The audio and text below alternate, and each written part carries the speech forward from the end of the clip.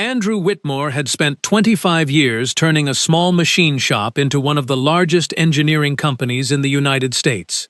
At 49, he was known less for his fortune than for the way he conducted business. He remembered employees' names, answered difficult questions without raising his voice, and refused to make promises he could not keep. That reputation had brought him to Pittsburgh, Pennsylvania, where his company was preparing to sign an international partnership with Falkenberg Manufacturing, a respected German producer of industrial robotics. The agreement would allow both companies to build 2 advanced factories in western Pennsylvania and another in Ohio. Thousands of construction workers, engineers, drivers, technicians, and local suppliers would benefit. Several towns that had lost factories over the previous decade were already hoping the project would revive their communities. The final negotiation took place in a private conference room at the Grand Allegheny Hotel. Sunlight entered through tall windows overlooking the river. Coffee steamed in silver pots. Folders lay in perfect rows, and several attorneys waited near the walls. Andrew sat across from Wilhelm Falkenberg, the 62-year-old chairman of the German company.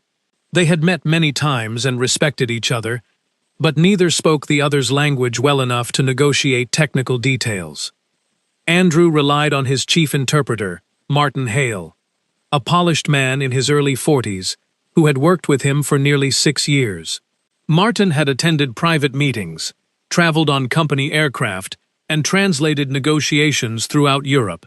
Andrew trusted him without hesitation. Working downstairs in the hotel restaurant was 26-year-old Caroline Bennett. Caroline had once expected to become a professional interpreter. Her mother had been an elementary school teacher, and her late grandfather, Conrad, had grown up near Hamburg before immigrating to the United States. He had taught Caroline German when she was a child, beginning with songs and stories, and later moving to newspapers, novels, and business journals. At college, she studied modern languages and international communication. She earned excellent grades and received an invitation to spend a semester in Germany. Then her mother became seriously ill. Caroline left school during her final year to care for her. Medical bills consumed their savings. After her mother died, Caroline remained responsible for the small house they had shared and the debt left behind. She accepted work wherever she could find it. For nearly 2 years, she served breakfasts, carried trays, and cleaned tables at the Grand Allegheny. She never stopped studying. During quiet breaks, she read German newspapers on her phone. At night, she listened to lectures and practiced interpreting political speeches into English. She told herself she would return to college someday, though the promise became harder to believe each month. That afternoon, the restaurant manager asked Caroline to deliver coffee and mineral water to the international delegation. She entered the conference room quietly. The discussion continued while she placed cups beside each guest. Wilhelm was speaking in German about labor protections at the new factories. Caroline understood every word. "Our board remains committed to the employment guarantees discussed in Munich," Wilhelm said. "We will support the partnership provided that permanent workers receive the agreed health benefits, safety protections, and retraining opportunities." Martin translated without hesitation. "Chairman Falkenberg says their board will proceed only if Whitmore Engineering accepts additional financial obligations, including full responsibility for future labor costs and unexpected production delays." Andrew's expression changed. "That was not our agreement," he said. Martin translated his answer into German. Caroline heard him alter that statement too. Instead of saying Andrew believed the demand was new, Martin told Wilhelm that Andrew considered the German company's labor expectations unreasonable and outdated. A quiet tension spread through the room. Caroline nearly dropped the spoon in her hand. She glanced at Martin, wondering whether he had made an unusual mistake. Professional interpreters sometimes misunderstood long sentences, especially when speakers used technical language. But Martin's voice remained calm. His translation had not been uncertain. It had been deliberate. Caroline moved slowly toward the door. Behind her, Wilhelm responded that his company had no intention of weakening the agreement. Martin told Andrew that the Germans were threatening to withdraw unless they received greater control of the factories. Andrew leaned back, clearly offended. Caroline stepped into the hallway, but she did not leave. The door remained partly open, and she listened as another sentence was changed, then another. The mistranslations were pushing two honorable men toward conflict. Caroline's hands began to tremble. If she interrupted, she could lose her job. The hotel served wealthy and influential guests, and employees were forbidden from interfering in private meetings. Her manager had warned everyone that a single complaint could lead to dismissal. Yet if she remained silent, the partnership might collapse. Thousands of people could lose opportunities because one man was poisoning every sentence. Caroline looked at the closed-service elevator, took a slow breath, and remembered something her grandfather had told her. A language is not only a collection of words. It is a bridge. Anyone trusted to stand on that bridge must never move the road beneath another person's feet. She turned around and walked back toward the conference room. Inside the room, Andrew had placed his pen beside the unsigned contract. "I cannot approve an agreement that changes every time we discuss it," he said. Wilhelm heard Martin's German translation and stared at Andrew in disbelief. "Our position has not changed," Wilhelm replied. Martin faced Andrew. "He says the changes are final. His board will not negotiate further." Andrew's attorney, Rebecca Sloan, opened another folder and whispered that they should suspend the meeting. Across the table, the German executives began speaking among themselves. Their voices were controlled, but their frustration was obvious. Martin quietly gathered several pages, as though the collapse of the negotiation were simply another business inconvenience. That was when the door opened. Caroline stepped inside. Every face turned toward her. She wanted to speak, but fear tightened her throat. The security officer near the wall moved forward. "Miss, you cannot enter during a private session." Caroline looked past him at Andrew. "Your translator is lying." The room became completely still. Martin's face lost its color for only a moment. Then he laughed sharply. "This employee has no idea what she is talking about." The security officer reached for Caroline's arm. Andrew raised one hand. "Wait." Caroline's heart pounded so loudly that she could barely hear him. Andrew studied her. She was pale, frightened, and still wearing the hotel's dark blue apron. Nothing about her suggested that she wanted attention. She looked like someone who wished she were anywhere else. "What exactly do you believe was translated incorrectly?" he asked. Martin stepped between them. "Andrew, this is absurd. We are discussing complex legal and engineering terms. She probably recognized a few common German words and misunderstood the rest." Caroline forced herself to continue. "Chairman Falkenberg did not demand that your company accept new labor costs. He said his board remained committed to the employee protections already discussed in Munich. He mentioned health benefits, workplace safety, and retraining. He said they would support the partnership if those agreements remained unchanged." Andrew looked at Wilhelm, then at Martin. Martin shook his head. "She is guessing." Caroline turned toward Wilhelm and spoke in German. "Sir, would you please repeat your last statement slowly? I will translate it, and anyone else may verify whether I am accurate." Wilhelm's eyebrows rose. He answered Caroline in German, asking where she had learned the language. "My grandfather was German," she replied. "I also studied interpretation at university." The German delegation exchanged surprised glances. Andrew's attorney opened her laptop. "We have a certified interpreter on standby in Washington," Rebecca said. "She was assigned to review the final written contract. We can bring her into the meeting by video." Martin's confidence finally weakened. "That is unnecessary. We are wasting valuable time because of a waitress." Andrew did not look away from him. Then verification should clear this up quickly. Rebecca contacted the independent interpreter, Dr. Evelyn Price, a retired diplomat who specialized in German commercial law. Within minutes, Evelyn appeared on the conference screen. Andrew explained that there was a disagreement about several translations. He asked Wilhelm to repeat his statement exactly as before. Wilhelm spoke. Caroline listened and translated. "My company does not seek authority over your factories. We ask only that the protections already promised to workers remain in the final agreement. We believe a partnership that sacrifices employees for short-term profit will eventually fail both financially and morally." Evelyn translated the same statement. Her wording differed slightly, but the meaning was identical. Everyone looked at Martin. He adjusted his tie.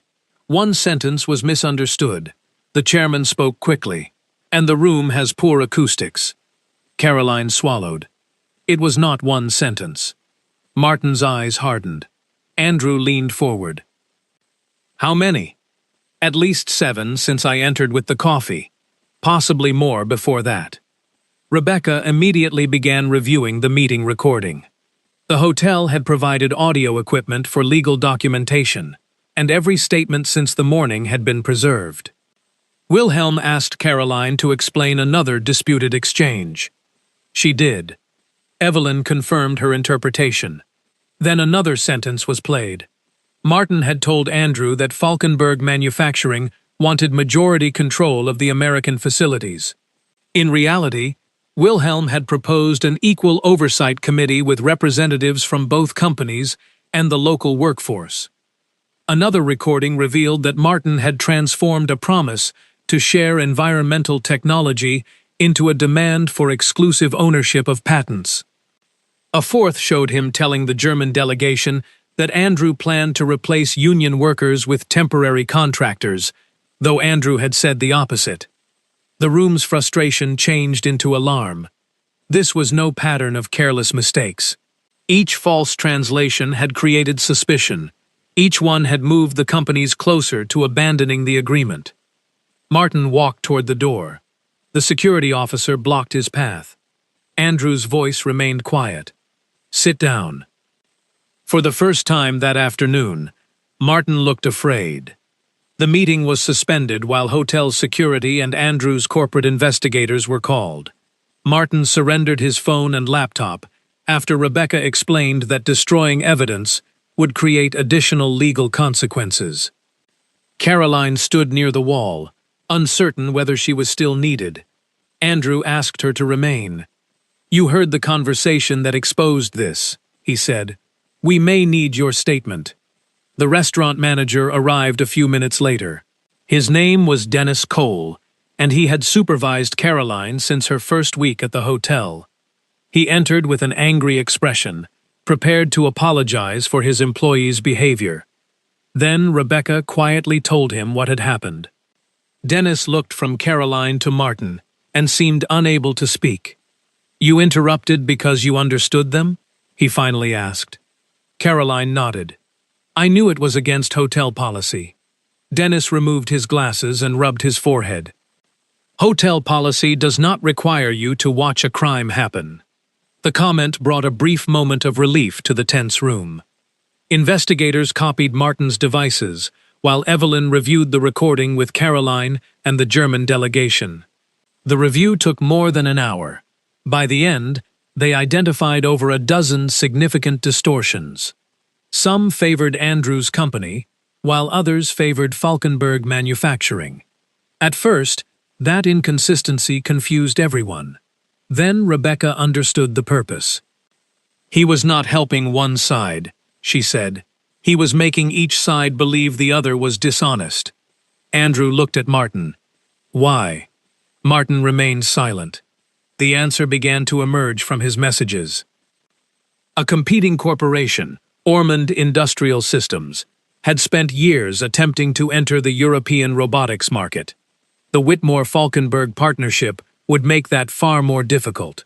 Ormond's executives knew they could not outbid the combined companies or defeat the agreement through ordinary competition.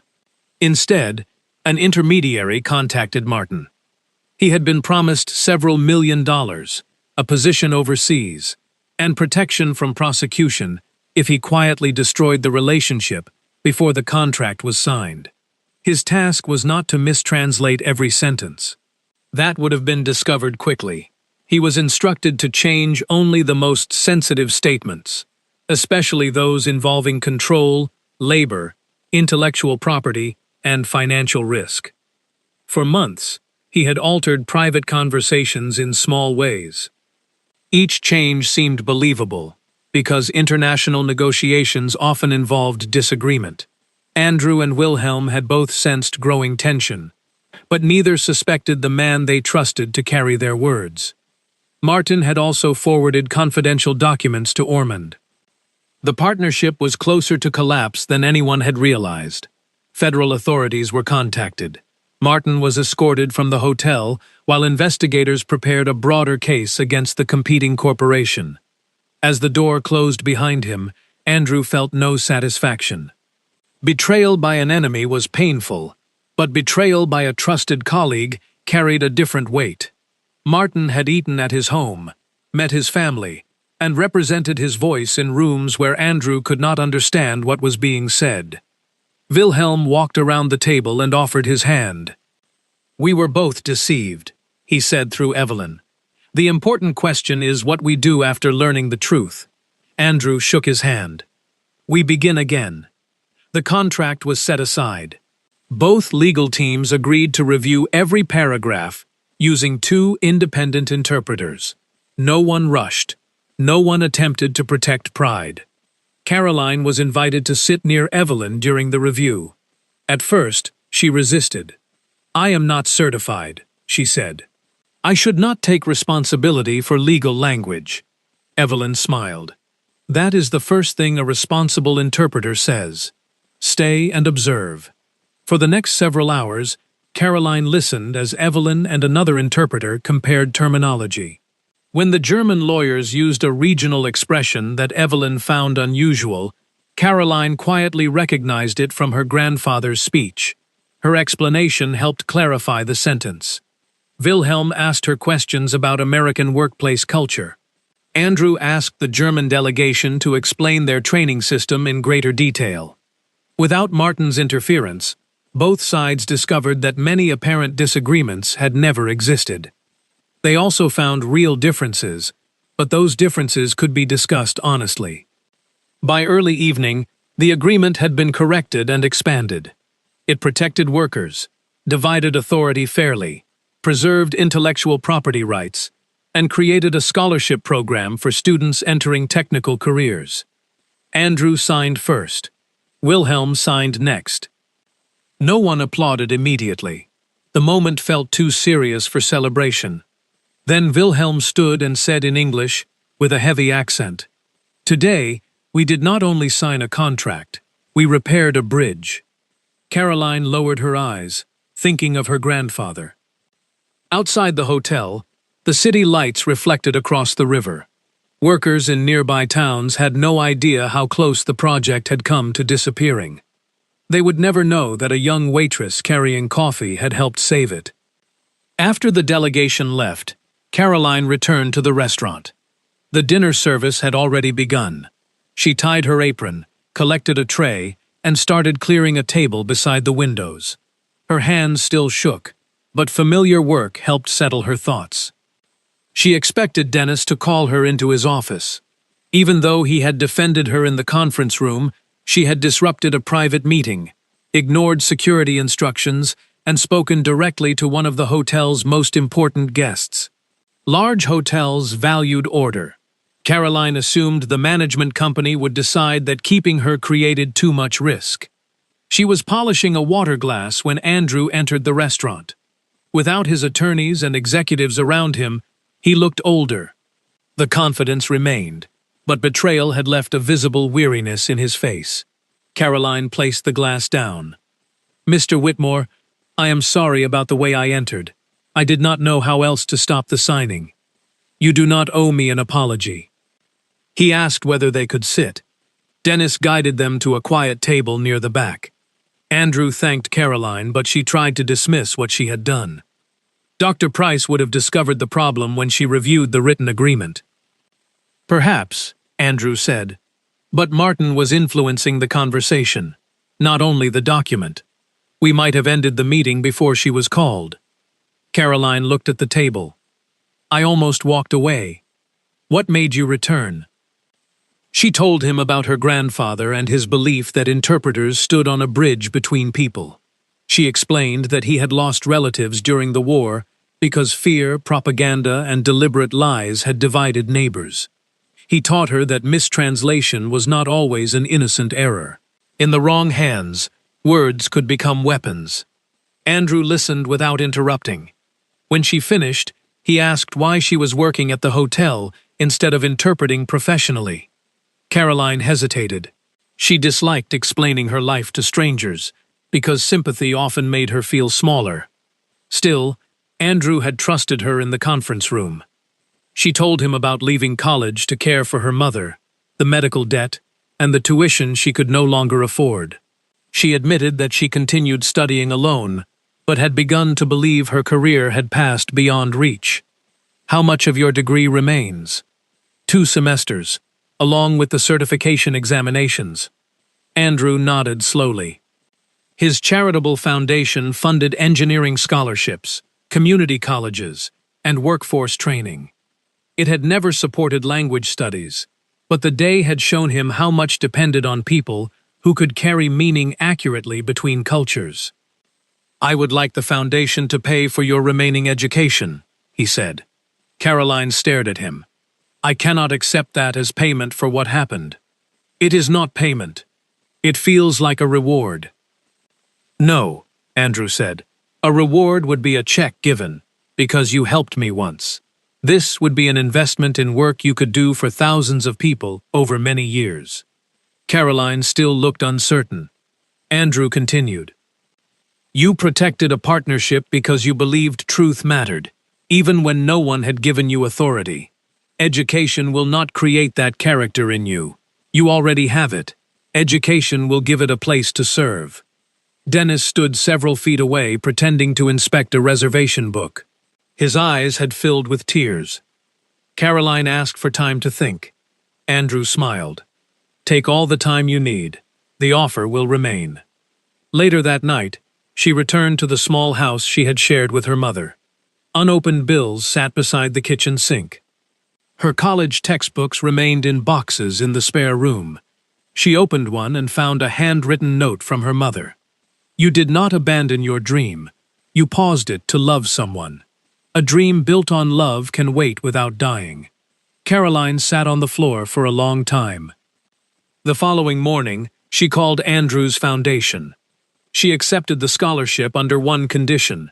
Someday, when she was financially able, she would help another student whose education had been interrupted by family hardship. Andrew agreed. Within weeks, Caroline re-enrolled at Allegheny International University. She continued working weekend shifts at the hotel, not because the scholarship required it, but because she wanted to pay her household expenses herself. Her return to school was not easy. She was older than many classmates. Academic routines felt unfamiliar, and grief often returned when she passed places her mother had once visited.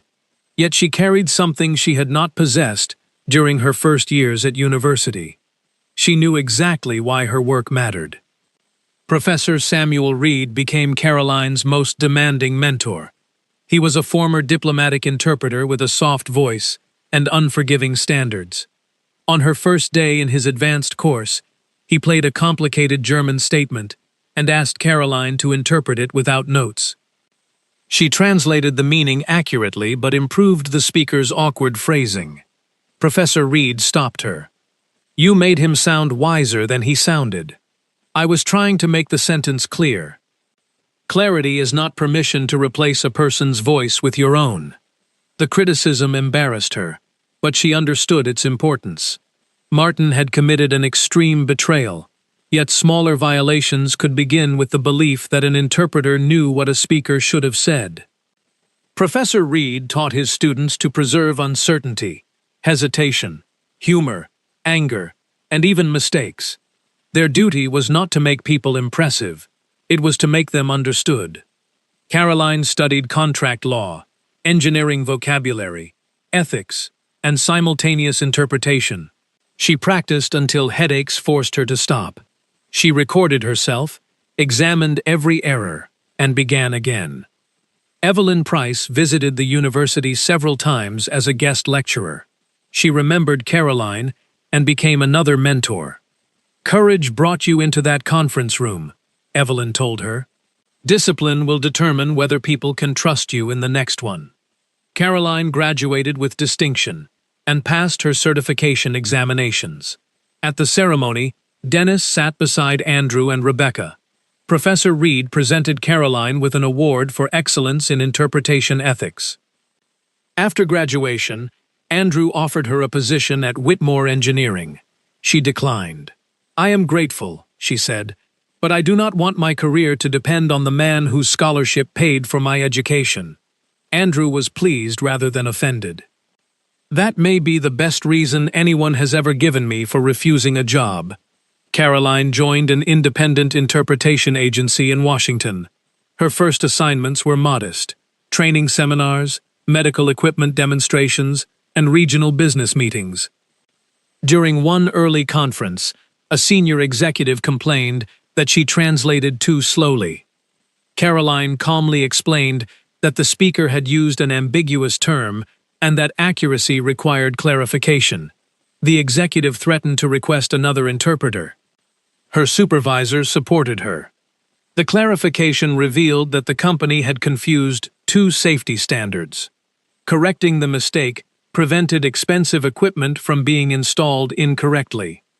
Caroline's reputation grew. Several years later, she interpreted negotiations involving hospitals, labor unions, environmental agencies, and international manufacturers. She became respected not because she spoke the most dramatically, but because people trusted that she would not add, remove, soften, or sharpen meaning for personal advantage. Meanwhile, the Whitmore-Falkenberg partnership transformed several struggling communities. The first factory opened outside Pittsburgh. The second rose near Youngstown, Ohio, on land where an abandoned industrial complex had stood for years. Workers received advanced training, stable benefits, and opportunities to earn engineering certifications. Andrew often visited the facilities without announcing his arrival. He ate in the employee cafeteria and listened to concerns from technicians and maintenance crews. The betrayal had changed him. He did not become suspicious of everyone, but he stopped confusing familiarity with proof of reliability. All international meetings now used two interpreters for major decisions. Important statements were confirmed in writing, and employees were encouraged to question anything unclear. Some executives complained that the process consumed time. Andrew answered, "Misunderstanding is more expensive than patience." The criminal investigation into Ormond Industrial Systems continued for several years. Evidence from Martin's devices revealed bribery, stolen documents, and attempts to sabotage other partnerships. Several executives were convicted. Martin cooperated with authorities and received a reduced sentence, though his professional career was over. Caroline followed the case from a distance. She felt no pleasure at his downfall. Once, she asked Evelyn why someone with Martin's education and opportunities would destroy his own life. "People rarely betray trust in one enormous step," Evelyn said. "They cross a small line, explain it to themselves, and then cross another. Eventually, they can no longer remember where honesty ended." That answer stayed with Caroline. She began volunteering at a community language center on Saturday mornings.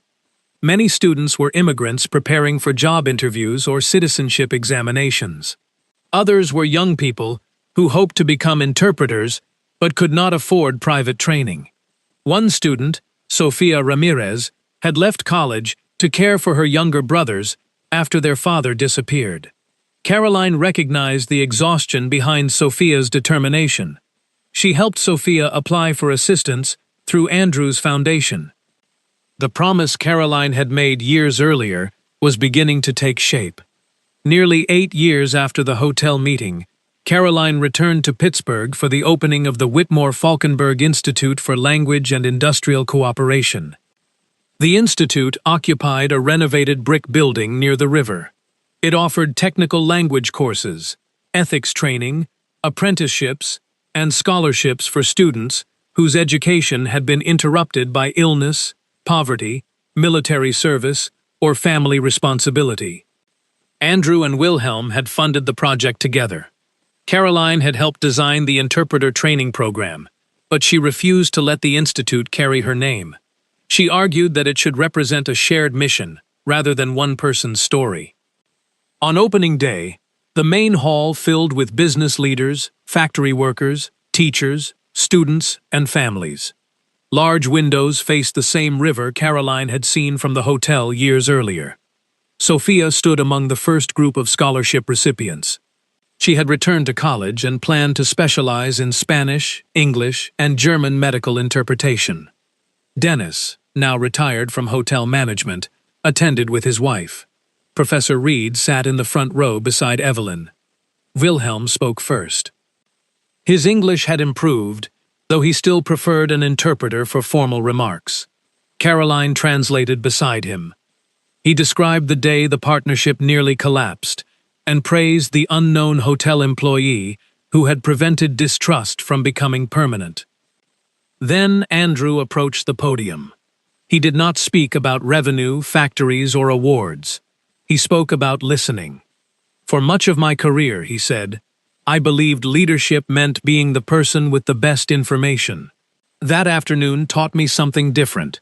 Leadership also means recognizing that important truth may come from someone with no title, no invitation, and no protection. Caroline interpreted his words into German for the guests. Andrew continued. We create dangerous rooms when only powerful people are permitted to interrupt.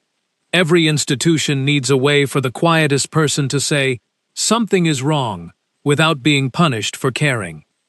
After the ceremony, a young student named Noah Green approached Caroline. He was 19 and had grown up in a former steel town. His father had recently lost his hearing after an industrial accident, inspiring Noah to study both German and American Sign Language. Were you really not afraid when you entered that meeting? He asked. Caroline laughed gently.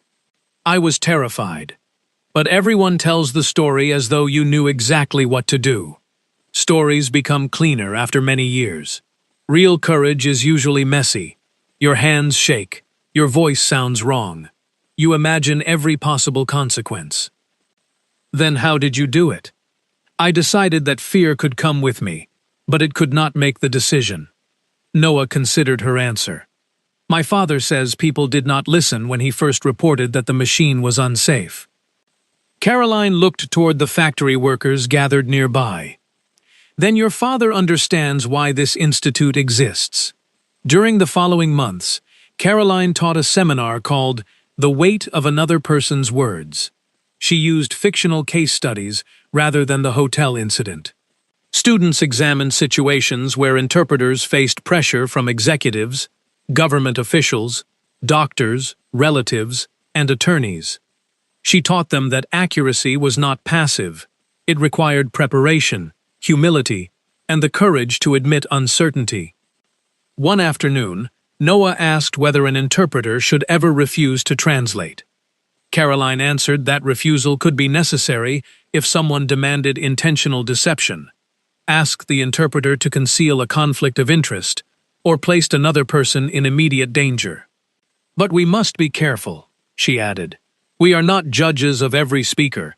People have the right to express ideas we dislike. Our responsibility is to carry their meaning honestly, not to control it. Outside the classroom, Andrew faced another test of those principles. A newly appointed factory director attempted to hide safety complaints to protect production targets. A maintenance worker named Leonard Brooks reported the problem through the company's independent ethics system. The investigation confirmed Leonard's warning.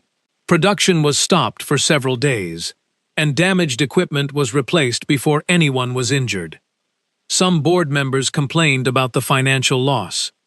Andrew invited Leonard to speak at the next leadership meeting. Years ago, a person without authority saved this company from a dishonest interpreter, Andrew told the board. Today, another person without authority saved our employees from a dishonest report. We will never punish the voice that protects us from our own blindness. Leonard was later promoted to safety coordinator. The story spread through the factories, reinforcing a culture that no written policy could create by itself. Caroline understood then that her decision in the hotel had become larger than a single contract. It had changed the kind of company Andrew wanted to lead. Time moved quietly. Andrew entered his 60s and began transferring daily leadership to a younger executive team. His hair turned silver, and he no longer traveled across several countries in a single week. He spent more time at the Institute, where students treated him less like a billionaire and more like an unusually curious grandfather. Caroline became director of professional ethics at the Institute, while continuing to interpret selected international negotiations. She preferred difficult assignments involving communities whose voices were often ignored. She worked during hospital partnerships, disaster recovery projects, and labor discussions. In each room, she remembered the hotel door and the moment before she entered. Sophia became a medical interpreter and later created a program for immigrant families navigating children's hospitals. Noah specialized in technical and sign language interpretation, helping deaf engineers participate fully in international conferences. Professor Reed retired, though he still attended Caroline's lectures, and corrected her whenever he thought she simplified an ethical question too much. Evelyn passed away after a brief illness. At her memorial, Caroline received a small envelope. Inside was Evelyn's old interpreter's notebook and a handwritten message. Courage opens the door. Competence keeps it open for others. Caroline placed the note in her office.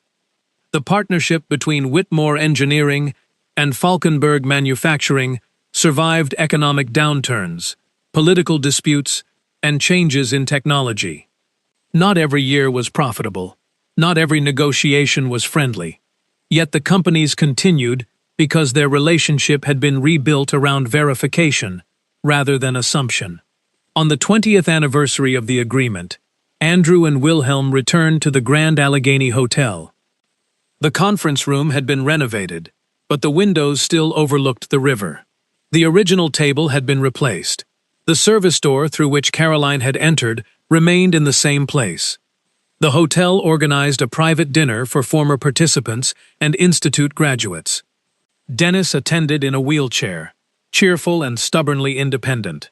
Rebecca Sloan, now retired from corporate law, brought the original unsigned contract that Martin had nearly persuaded Andrew to approve. She placed it inside a glass display case for the institute. Caroline examined Andrew's pen mark where he had begun to sign before stopping. Only a small line appeared on the paper. "That is how close we came," Andrew said. Caroline shook her head. "That line is not the important part." "What is?" "You stopped when someone challenged what you believed." Andrew smiled. "Many leaders would say you gave me no choice. You had choices. Security was already moving toward me." They stood near the window while younger interpreters talked around them. Andrew admitted that he had often wondered what would have happened if Caroline had remained silent. The contract might have collapsed. The factories might never have been built. Or worse, the companies might have signed a poisoned agreement and spent years blaming each other for promises neither had made. Caroline said she had wondered too, but she no longer believed the value of her decision could be measured only by the partnership. Even if the contract had failed for another reason, she said, speaking was still necessary. The outcome does not create the morality of the choice. Andrew considered that. So courage is valuable even when it does not win. Especially then. If we speak only when success is guaranteed, that is strategy, not courage. At dinner, Dennis revealed something he had never told Caroline. The day before the meeting, another server had complained that Martin behaved strangely while making a private phone call. Dennis dismissed the concern because the server had no evidence and Martin appeared important. "I kept thinking important people must have important reasons," Dennis said. After Caroline spoke, I realized how easily uniforms, titles, and expensive clothes can influence whom we believe. He apologized to the former server years later. That confession deepened the evening's meaning. Caroline had not been the first person to notice something wrong. She had simply been the one who crossed the final distance between suspicion and action. Before leaving, the group entered the conference room one last time. No speeches had been planned, but the students asked Caroline to say something. She stood beside the service door, looking at faces from different countries and generations. Then she began to speak. "When I entered this room many years ago, I thought courage meant not being afraid," Caroline said. "I know now that courage is often the decision to act while fear remains fully present." She looked toward the young interpreters. "Some of you will work in rooms where powerful people speak loudly and confidently. You may believe your duty is small because you are not the person making the decision. But no honest duty is small when other lives depend on it." She explained that Martin's betrayal had taught them the obvious danger of deliberate lies. But life's more common failures were quieter. People remained silent because they did not want to appear difficult. They repeated rumors because checking facts required effort. They accepted unclear instructions because asking questions might reveal ignorance. They allowed respected people to go unchallenged because status was mistaken for character. Andrew listened from the front row. Caroline continued. "As we grow older, we learn that harm does not always arrive with cruelty on its face. Sometimes it arrives as convenience. It says, 'Do not interrupt. Do not embarrass anyone. Do not risk your position. Someone else will handle it.' Those thoughts sound reasonable. That is why they are dangerous." She spoke of her mother, who had once worried that Caroline had sacrificed her future by leaving school. With time, Caroline understood that life was not a straight road where every delay became failure. Caring for her mother had not destroyed her dream. It had deepened the person who would later pursue it.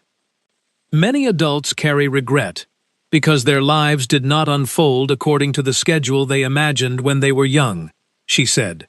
They believe an unfinished education, a lost job, an illness, a failed business, or years spent caring for family have placed them permanently behind.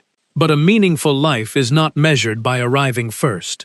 Sometimes the years that seem to interrupt our purpose are the years preparing us to understand it. Her knowledge of German had opened the conference room door, but grief had taught her to recognize what was at stake. Service work had taught her to observe without being noticed. Financial hardship had taught her that thousands of jobs were not abstract statistics. They were rent, medicine, groceries, dignity, and hope inside ordinary homes. Nothing had been wasted. She turned toward Andrew. And power alone did not save the agreement. A powerful man had to become humble enough to stop, listen, and verify. Speaking truth matters, but so does creating a world where truth can be heard. Andrew lowered his head. Caroline told the students not to confuse trust with blindness. Trust did not mean refusing to verify.